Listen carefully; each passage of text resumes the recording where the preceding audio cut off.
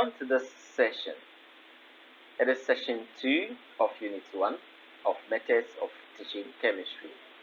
And this session is looking at the cognitive developmental theory. Let's look at our objectives. By the end of this session, you should be able to explain the 4 stages of cognitive development from Piaget's point of view, and then state the implications of the cognitive developmental theory to the chemistry teacher. So let's look at our first objective. Now, cognitive theories explore how changes in internal structure and mental processes are linked to learning. As days go by, we are growing, and internally, there are some changes that are taking place. So, those who believe in this theory would now focus on how these changes affect learning or are linked to learning. Jean Piaget propounded a 4-stage model of child development and learning. At a point, he became interested in the reasons children would give to their wrong answers. Eventually, it led him to propound this 4-stage model of child development and learning. But he was of the opinion that intelligence changes as individuals grow. Now, for his model, the underlying principle was that there is increasing complexity in learning as a child undergoes mental, emotional, and physical development. And that with maturation, a child develops mental structures that permits him or her to undertake tasks with increased complexity above a task at earlier stage. So this means that, or what this implies is that maybe a child at the age of 5 wouldn't be able to perform a certain task, but when he grows to 10 or 11, he would be able to perform that task. For example, if a child at the age of 5 would only be able to give answer to, let's say, a question like 3 plus 5, and wouldn't be able to find the value of x for maybe 2 minus x is equal to 5, when as he grows, the intelligence changes.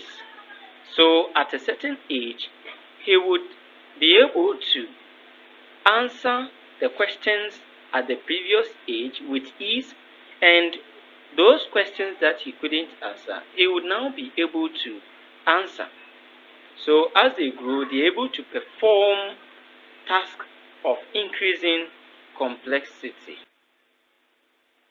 So what are the stages of Piaget's cognitive development? As we said, he proposed 4 of them. The first one is the sensory motor stage, and it begins right from birth to 2 years old. At this age, the child uses sensory and motor ability to form concepts about him, but he is not able to form a mental model of the world. So he lives, or she lives, at the present by exploring the things available in his or her environment. The child would want to go to it and touch it to have a feel of it. The child only recognizes concrete objects as a result of interaction with them. And at this stage, at the early part of this stage, the child would only recognize concrete objects. When you give an item to the child at this stage, he will be manipulating, will be touching it, but when you take it away, that is all. In the mind of the child, that object now ceases to exist, is no more in existence. However, at the latter part of this stage, from 8 months and above, then he begins to think that when you take it out of sight, it doesn't really mean that object doesn't exist. Now the child learns to coordinate movements, begins to develop mental representation of information. That is at the latter part of this stage. Next is the pre-operational stage, which starts from 2 to 7 years. And at this stage, the child grapples with conceptualizing concrete physical environment and accumulating physical experiences. He is able to respond to objects and events as they appear to be. And then the child is able to develop the ability to represent them symbolically inside himself or herself in such a way that the representations can be used in the absence of the object. So at this stage, the child now begins to think of something that is not in existence. So you would give the child an item, and when you take it away, you would now begin to think about that item. However, at this stage, the child doesn't appreciate the fact that certain quantities would remain the same even if their appearances change. And so when you fetch a cup of water and then you pour in a different container, the child might be confused with the quantity. He might think one has a larger quantity of water than the other. The next stage is a concrete operational stage. At this stage, the child, let's say the child is growing, and so should be able to perform certain activities at a higher complexity as compared to the previous stages. So at this stage, the child now begins to conceptualize and create logical structures to explain his or her physical experiences. Is able to do a bit of abstract activities. So a bit of activities that would involve the mind without the child seeing that that thing, and mental operations, as well as is able to do some logical reasoning. And then the final stage, that is 11 years and above. At this stage, the child's cognitive structures are getting developed for abstract conceptual thinking. So at this stage, the child is now able to perform some abstract operations. The child learns to carry out abstract operations, develop critical thinking, and undertake problem solving at a formal logical level. So these are the 4 stages that Jean Piaget proposed. So having gone through the cognitive developmental theory, what should a chemistry teacher do? So implications to the chemistry teacher.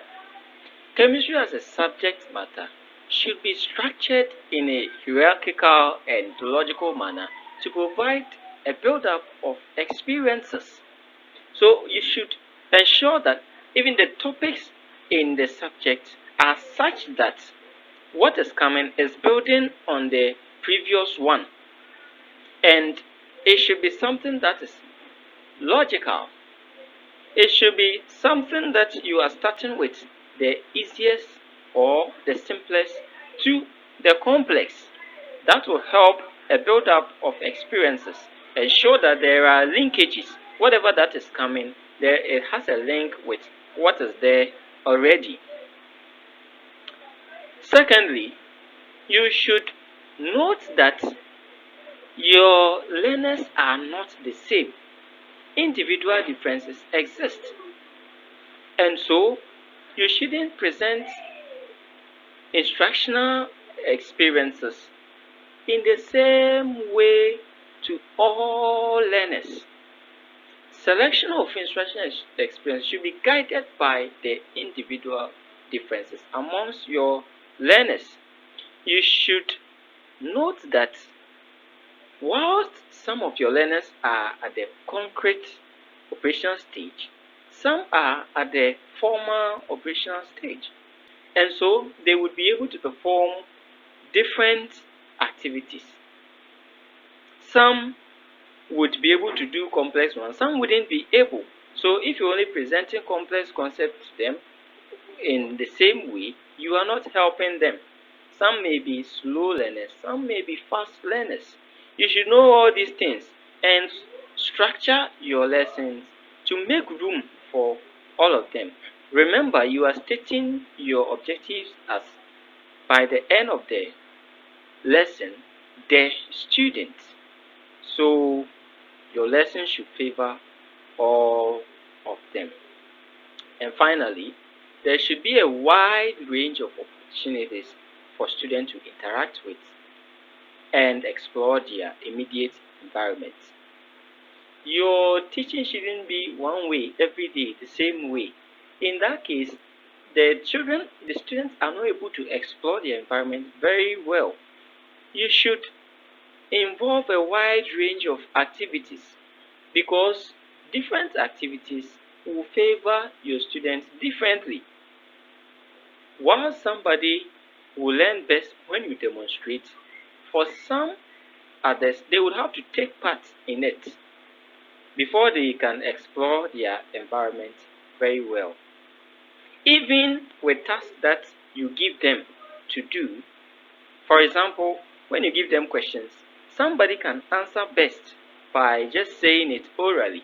Some can answer best by writing. Some can even answer best by drawing. All these opportunities, please give to your students so that they can explore their environment very well. These are the implications of the cognitive developmental theories. And this is where we end our session today. These are questions that I'm leaving them with you. Please try and then answer them.